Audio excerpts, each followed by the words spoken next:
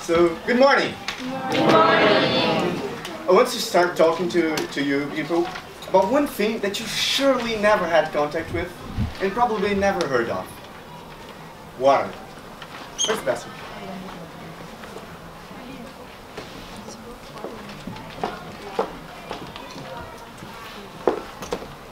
Thanks. Sorry for this. Joke apart, I want to talk about water crisis. But I'm not here to say you that you should take baths of 5 minutes, neither that you should be absolutely sure that after you use your sink, the tap is turned off. I'm here to talk about another type of water.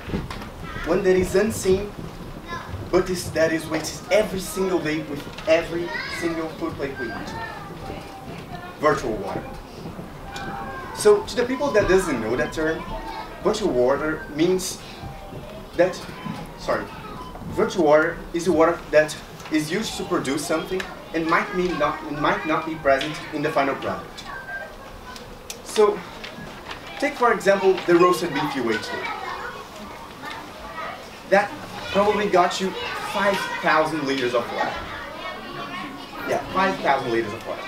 Much more than the sum of the water you drank, used to bathe, to clean your hands, to wash the dishes, used to clean the laundry, and many other things through the week. That water waste gets around 3,000 liters by the end of the week. Well, that roasted beef got you 5,000.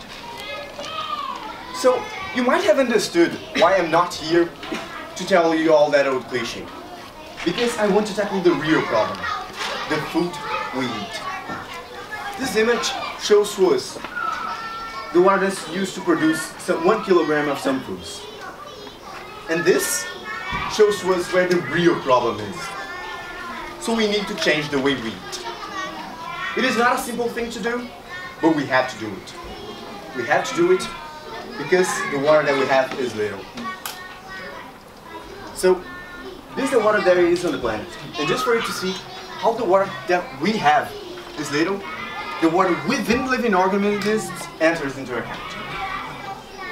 So that is the water that we waste every single day with every single food plate we eat. We need to change or we will be endangered. But no despair, there is an alternative. And that is crickets. Before I look at you with this good face, let me ask you a question.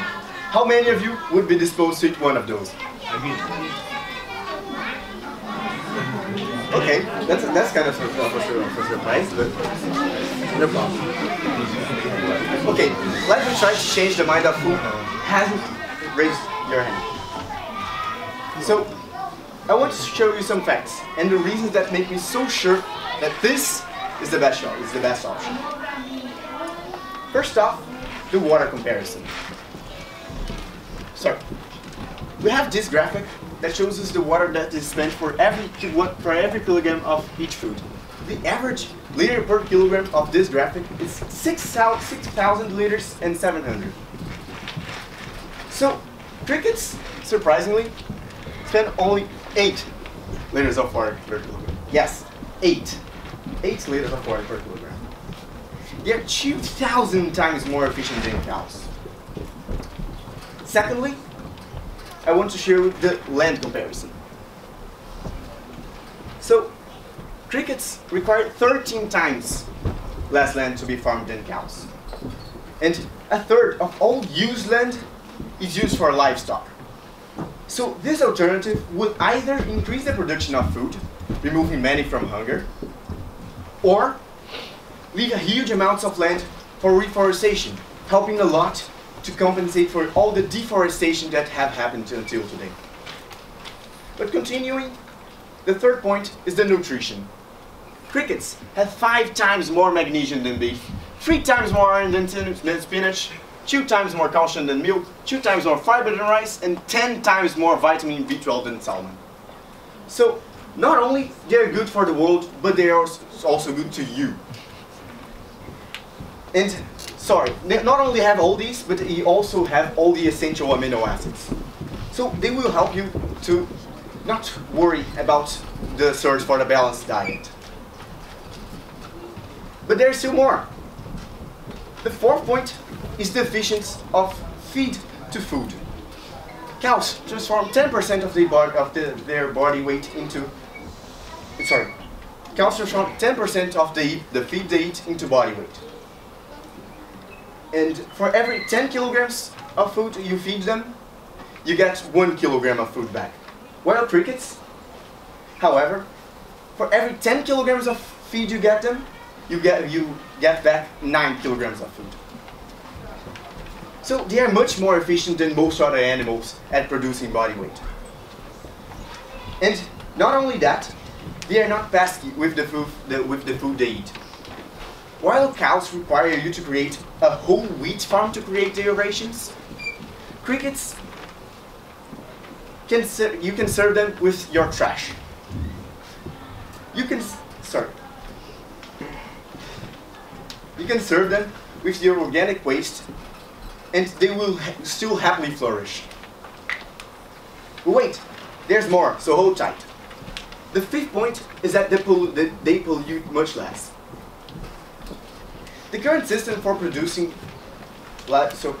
meat accounts for 37% of methane emissions, 64% of ammonia emissions, which is the gas that causes acid rain, 65% of nitrous oxide emissions, and by contrast, insect livestock produces 90% less methane and 99.7% less nitrous oxide.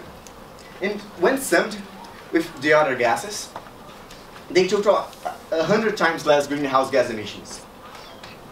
So finally, these are just a few of their many advantages, but are the ones that I think are the most important to pass to you people.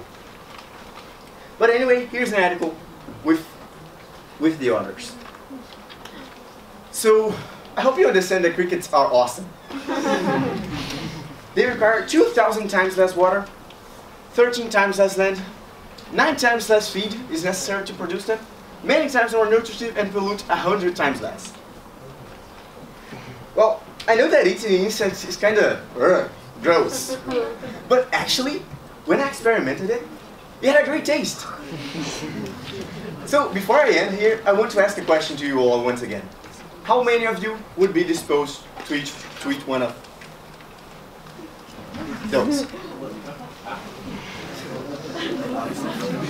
I see some people got your hands up now. Thank you very much.